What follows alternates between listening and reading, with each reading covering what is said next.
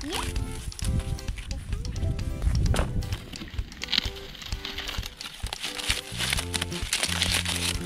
Abo.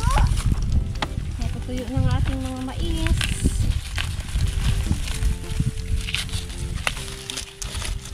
Oh. Tigil. Okay, lagay mo. Ito pwede na pinubuak. Pitasin mo yan. Ito.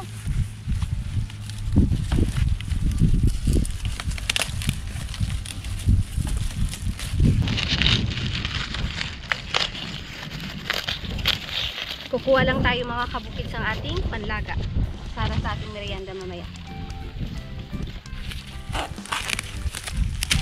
Yun.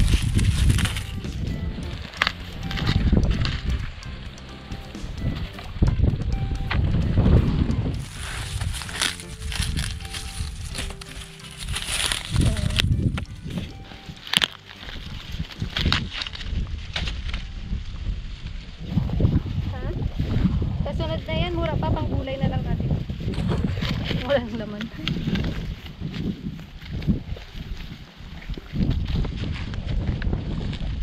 Ay na, may panglaga na tayo. Nakapitas din tayo ng kalahating basket. Meron pa doon guys, kaso medyo mura pa.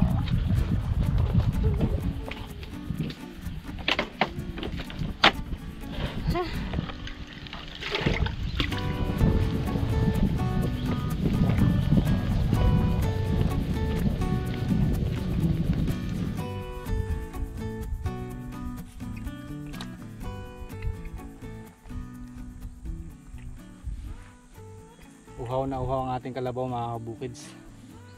Ito si Bruno, sa mga bago lang po nakanood sa amin. At binili natin to noong nakaraang October. July pala, July. So sa July mag-iisang taon na sa atin.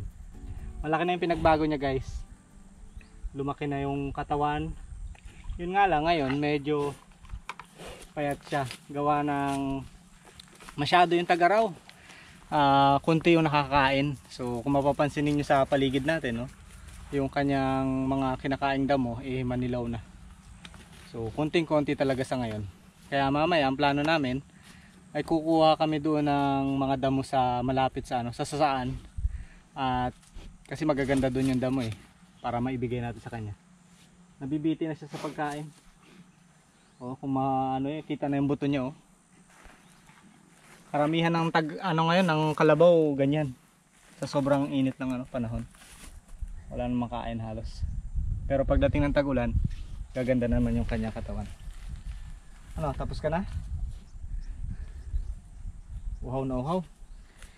Ganyan lagi ang senaryo namin kapag ganitong tanghali, paiinumin. Ultimo ngayong ito mga kabukid. So, ito yung dati niyang nilulubluban. Ayan. Nung tag-ulan, maraming tubig yan. Pasawa siya dyan maglublob, malalim. Ngayon tuyot na tuyot. So sana umulan ulit ng bahagya. Okay ka na? Wala pa siyang wala pa siyang tuhog sa ilong. Sa susunod papatuhugan natin. Bata pa kasi si Bruns. Okay ka na? Mamaya dadalan ka namin ng pagkain na. Gusto maligo? Ayaw. Layo ka agad eh. Hindi siya sanay kasi ng sinasabuyan. Gusto niya ng naglulublob. So yun, inom-inom lang. Grabe tingnan nyo guys. Ganyan na yung damo ngayon. Sobrang init. Talagang parang naging disyerto. Hindi naman laging ganito every summer. May natutuyo yung damo, pero ngayong summer na to talagang iba yung epekto ng El Nino. Talagang tuyot na tuyot. At yung mga gulay namin natutuyot.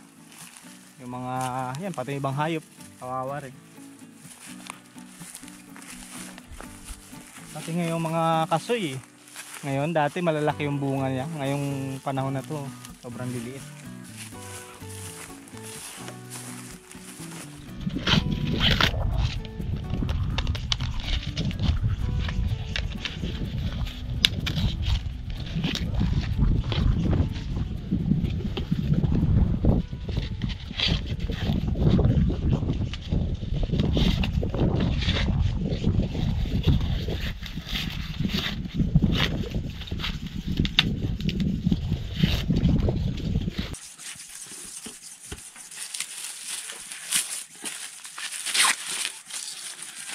Bawasan lang natin yung kanyang balat para manipis na lang paglaga. Madali maglambot. Masarap din kasi may balat pa pag nilalaga. May lasa pa yung balat na. May lasa. May lasa yung balat. Pag may balat pa na nilaga mo, manamis-namis.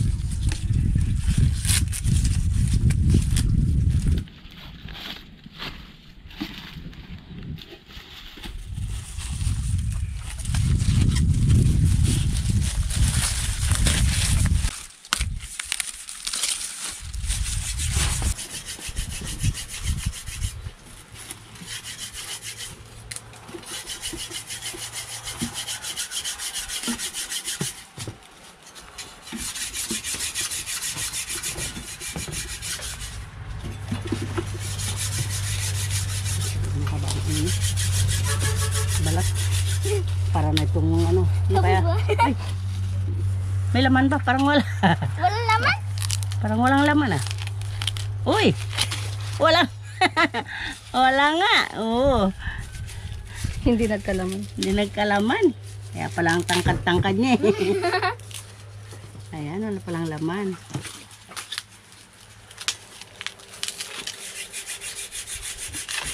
Hindi pa ito maliliit, may laman naglabasan na. Aba, combination yan Oo, ang ganda. Puti dilaw. Puti dilaw.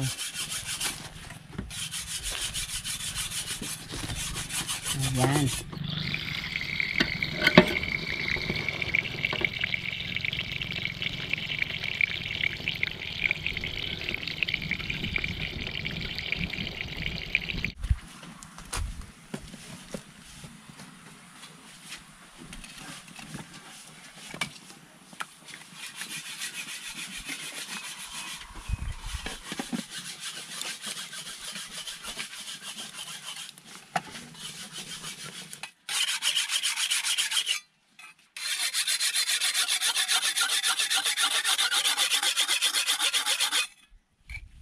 Alright. Alas na yan. Ako na ngayon si Mananabas. Ako na si Mananabas ngayon.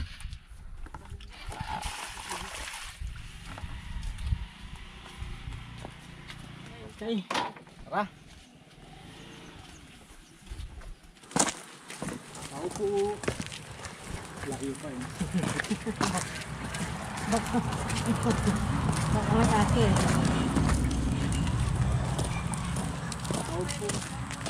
Opo, makikain.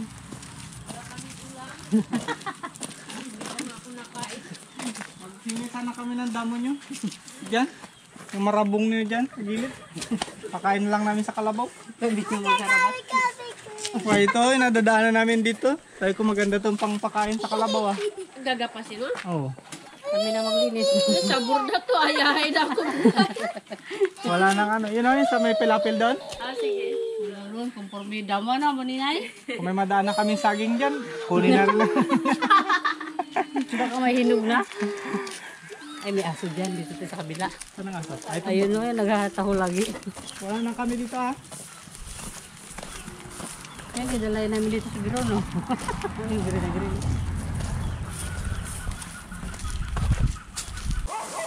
Ito, dito ka na siguro titabi. Kahit ano lang kayo ito. Isang linggo na to. Ang isang linggo na ni Bruno to. Baka nga isang araw lang yan. Natahulan pa tayo. Maghingi lang kami ng damo, no?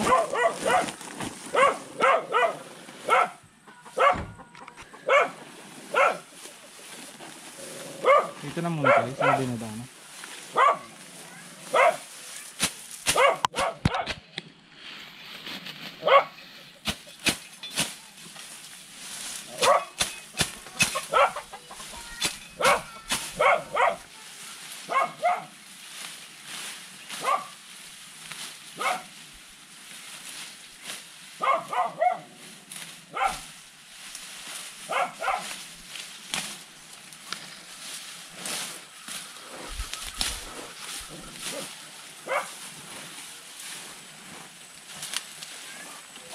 Berde. Malambot pa.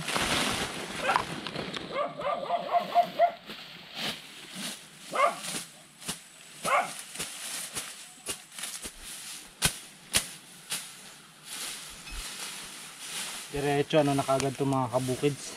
Libreng tabas sa pilapil ng kanilang palayan.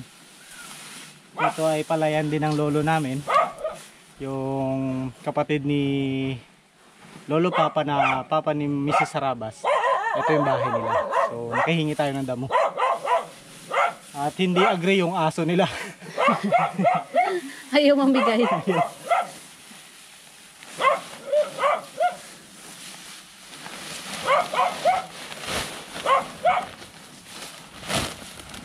Maganda kasi itong area nila, hindi nawawala ng tubig.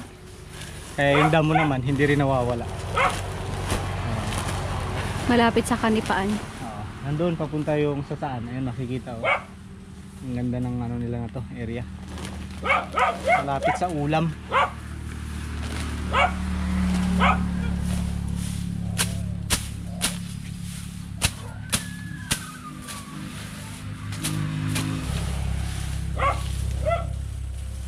Paborito ni Bruno ah. Sabi, hi, salamat. Nakatikim din. Oo, parang tubo. Ang mangyayari, yung problema nila ditong sukal sa pilapil, ang solusyon sa problema namin sa kakulangan ng pagkain ng hayop. So win-win situation tayo dito. Mabawasan pati ang ano nila dito, lamok.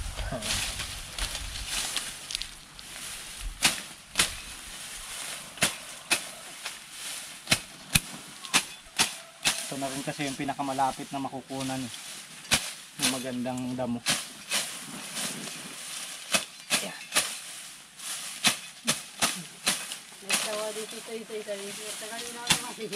Oo nga eh. Sakit nila lamunan niya kakatahol. Kaya walang balak umalis to mga to.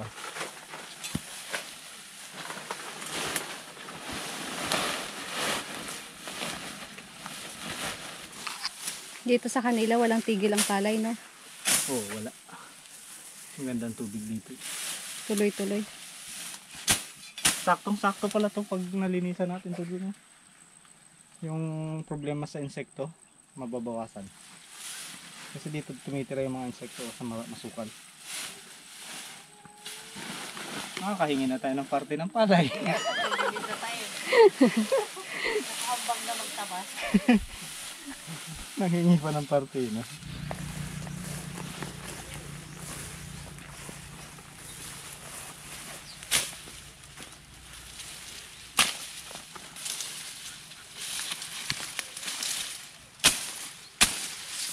Yan.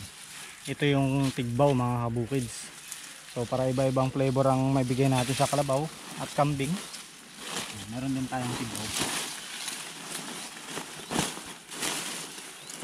Ito gustong gusto rin nila eh. Para siyang napier. Ang ano niya. Ang lago. Lago, no?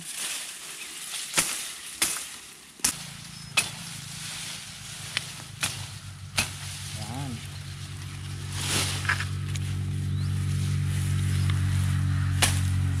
Enjoy dito si Bruno at si Carding.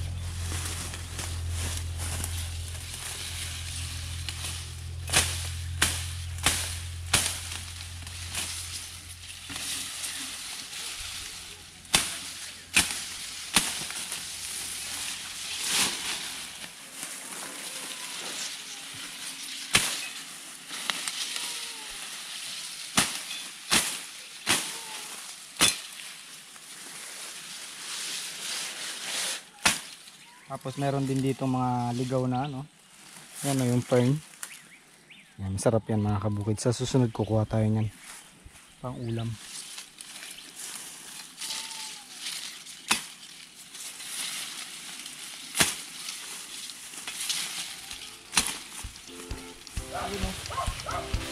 Ang dami nating nakuha. Tara. Uwi na.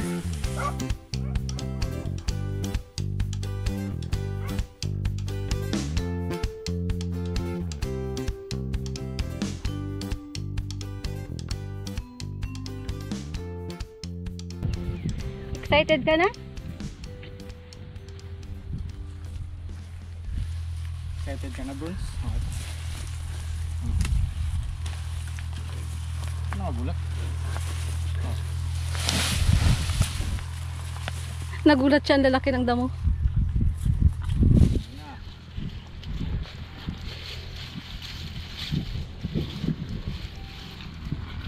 Hindi na maputol.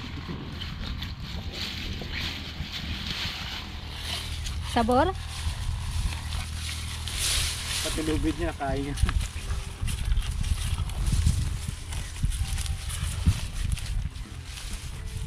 Ayan.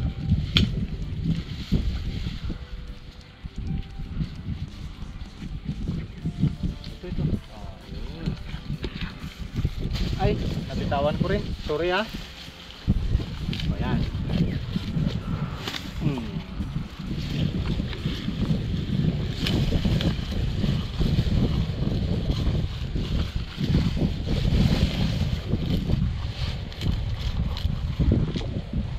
Sarap ha, parang cornic lang ah.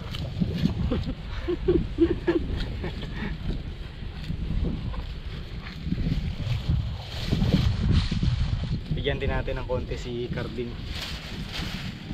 Bruns, pahingi ako ha. Bigay ko lang kay Carding ha. Happy kayo.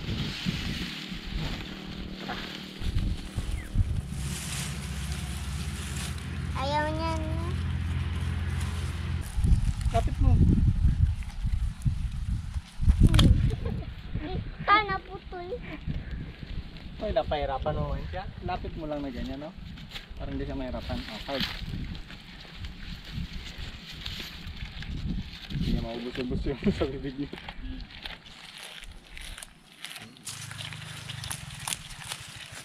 Subot na ako nito. Ayan, kuha ka na isa. Kain mo. Pag napit na ako nito. Ganta ako pa. Yung sinakasi yung bagong bigay. Oh, sige, ikaw magbigay.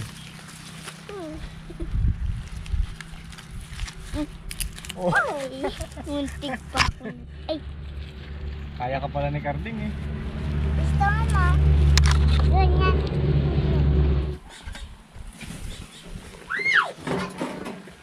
Tingnan natin mga kabukids. Kung malambot na. Malambot na. Malambot na. Oh.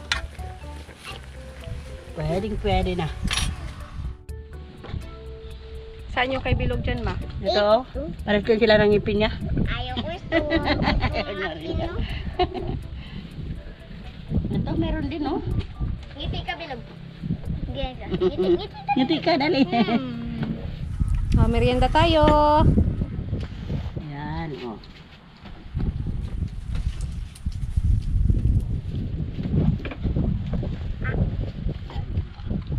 Subok ko na.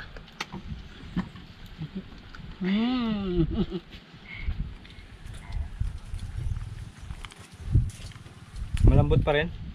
Pero tuyo na yung balat niya, di ba? Nung kinuha natin. Pero malambot pa siya. Saktong-sakto lang panlaga. Ito maganda kay Kino. Wow. Magkasing puti sila. Ngipin. Magaling pumili. Perfect yung ano niya. Wala yan. Yung bungi rin. Ito perfect. Ito, ang ngipin niya. Hindi pantay-pantay. Puting puti ano. Bakbak si Bilog ah. First time niya daw kumain ng nilagang mais. Totoo ba yun? Ngayon ka lang nakakain ng nilagang mais? Ngayon pa lang. Buti lang. Okay lang pala. Malamig. Dahil punggok ako. Ito sa akin. Bunga i-Jane. Kasi pagan lang to ng pagmuya.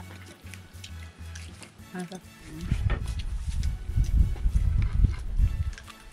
Kainit.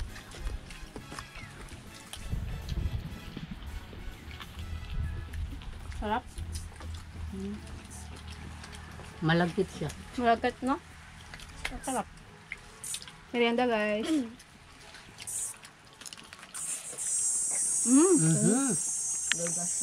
Magtatagulan na. Oo, tama yan. Yan ang sign na magtatagulan na. Pag lumalabas na yung sikada. Kasi may ina, di ba? Naunahan na ako ni Bilog, oh. Saka hindi pa nakakalahati. Hindi kami na-inform, karirahan pala to. Lugi ako dito. Bibilis sa kainan ko na yan. Ayan na. Ano na? Saan ka na? Ito. Ito. Gusto mo payat? Aray.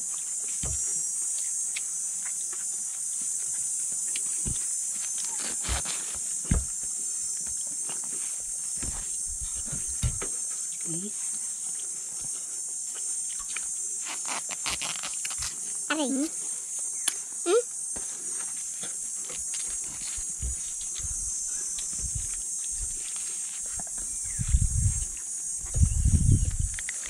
Sabot ah.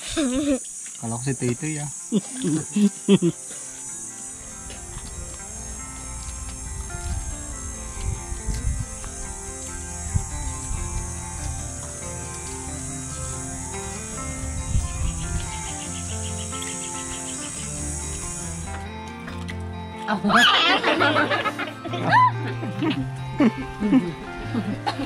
Ubusin ko sana eh. Nagagat ulit. Bukids! Sarap. Bukids!